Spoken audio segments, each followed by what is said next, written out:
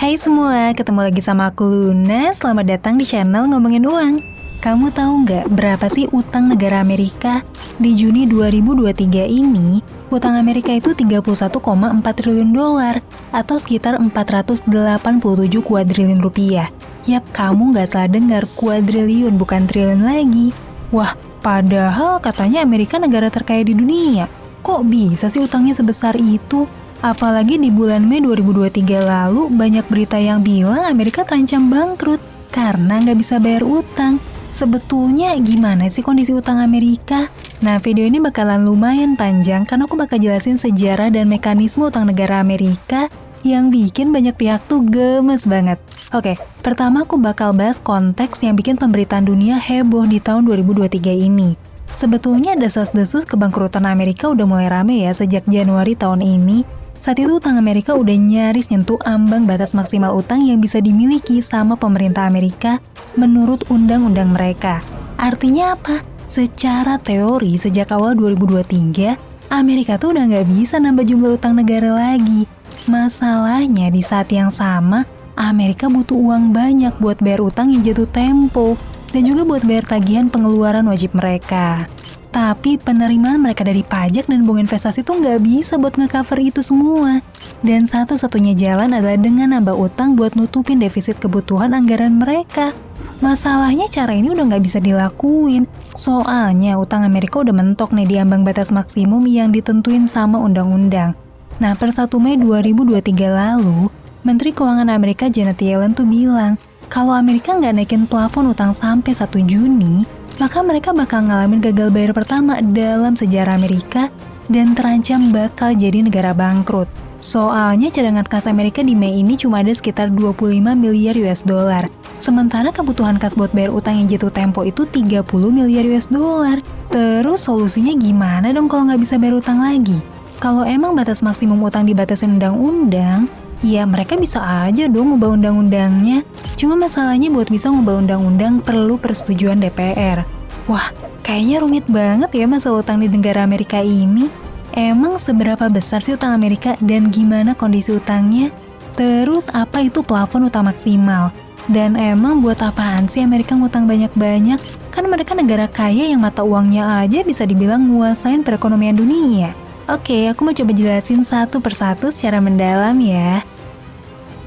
Yang pertama, seberapa besar sih utang Amerika dan gimana kondisi utangnya?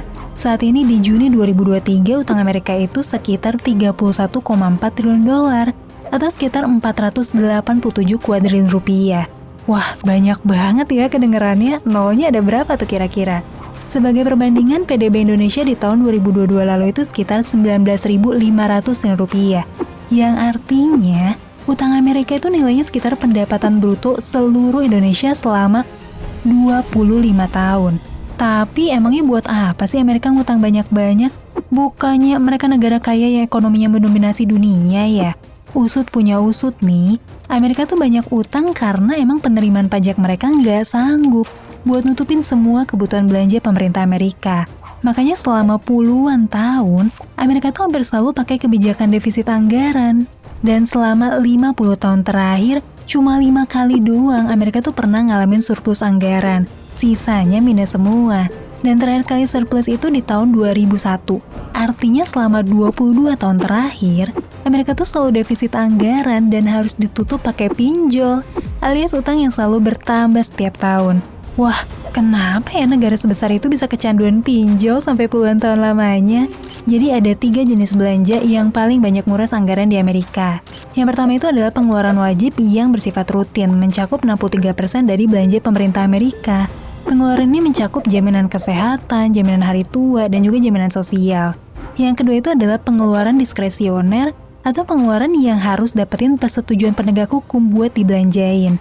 Pengeluaran ini mencakup 30% dari anggaran belanja Amerika, dan setengahnya itu buat belanja militer dan juga alat perang, dan sisanya adalah pengeluaran buat bayar bunga utang.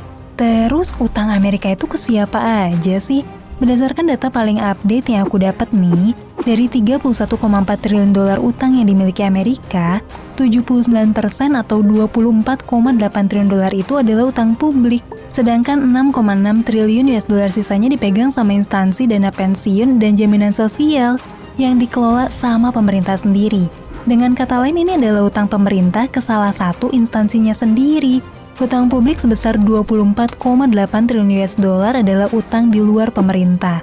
Mulai dari masyarakat, investor, perusahaan swasta, The Fed, sampai pemerintah luar negeri. 70% kreditur utang publik ini berasal dari dalam negeri nih, dan 30% sisanya adalah kreditur asing. Top holdernya adalah Jepang, Cina, dan juga Inggris. Nah, dari sini kita udah tahu kalau komposisi utang pemerintah Amerika itu ternyata didominasi sama utang dalam negeri, termasuk utang ke dirinya sendiri, bukan utang luar negeri ya.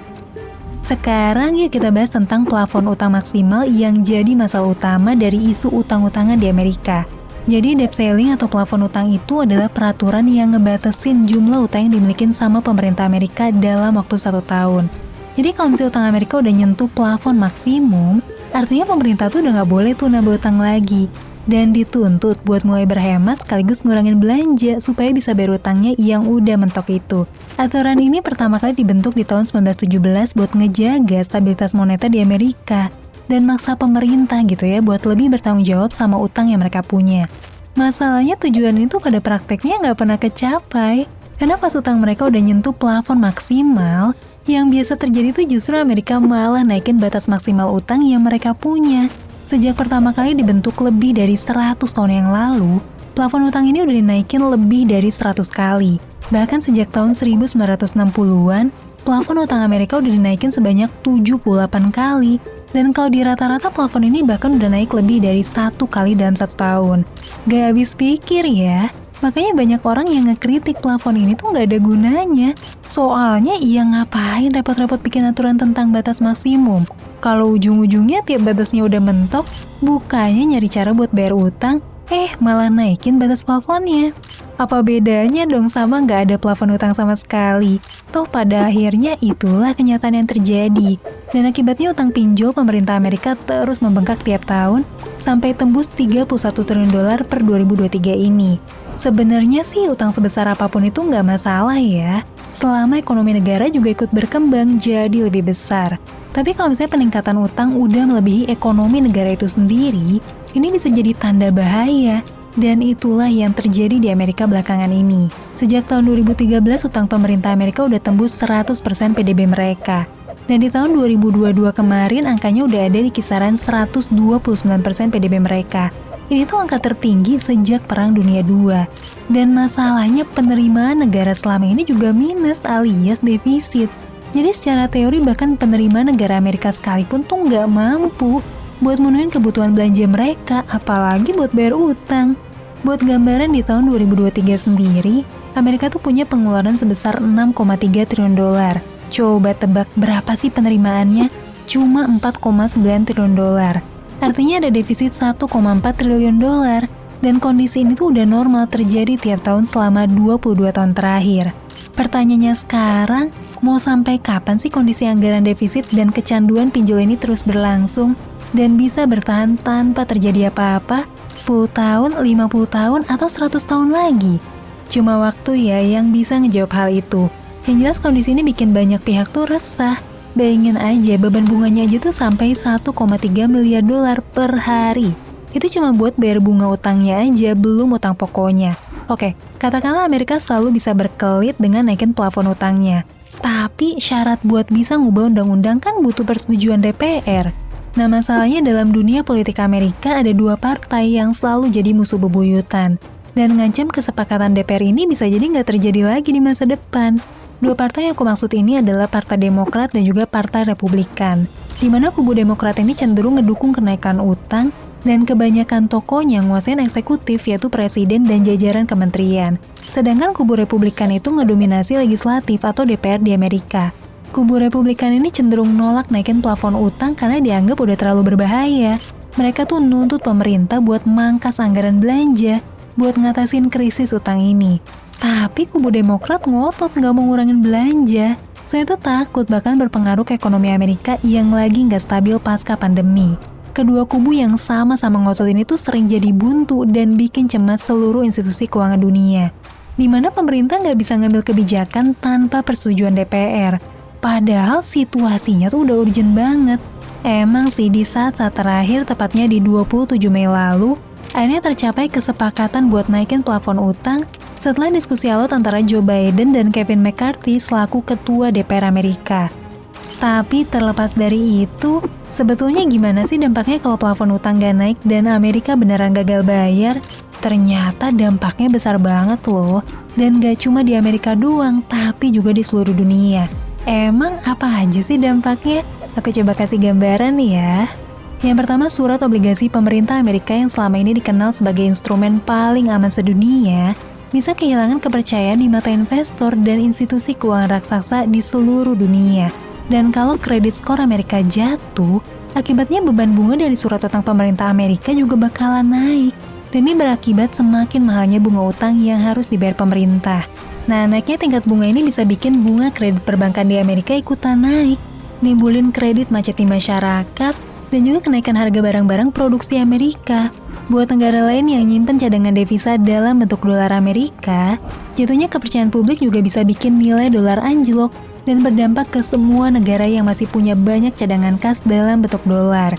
Sekarang gimana dong kita sebagai masyarakat kalau misalnya amit-amit negara Amerika bisa kena gejolak ekonomi parah di masa depan? Ada dua pilihan alternatif aset yang bisa diuntungin nih kalau mata uang dolar jatuh. Yang pertama itu adalah emas dan yang kedua adalah Bitcoin. Masing-masing ada kelebihan dan kekurangannya ya. Buat emas nilainya emang lebih stabil, tapi kalau misalnya kamu beli emas, kamu tuh harus sadar selisih harga jual dan harga beli atau spread harga emas itu lebar banget. Jadinya buat bisa untung dalam investasi emas, minimal kamu harus berkomitmen cukup lama. Mungkin 5-10 tahun bahkan lebih buat bisa nikmatin kenaikan asetnya. Alternatif lainnya ada Bitcoin, yang merupakan aset kelas alternatif yang saat ini udah sering dijadiin hedging sama institusi keuangan besar. Ketika kepercayaan publik terhadap ekonomi Amerika mulai menurun, buat Bitcoin tingkat risikonya emang lebih besar. Tapi dalam satu dekade terakhir kita bisa ngeliat ya pergerakan harga Bitcoin punya pola yang bisa kita prediksi. Oke, ngomong-ngomong tentang Bitcoin, buat kamu yang tertarik pengen nyoba beli dan investasi Bitcoin, pastiin kamu pakai platform terpercaya yang udah berizin resmi di Indonesia ya, contohnya Pintu.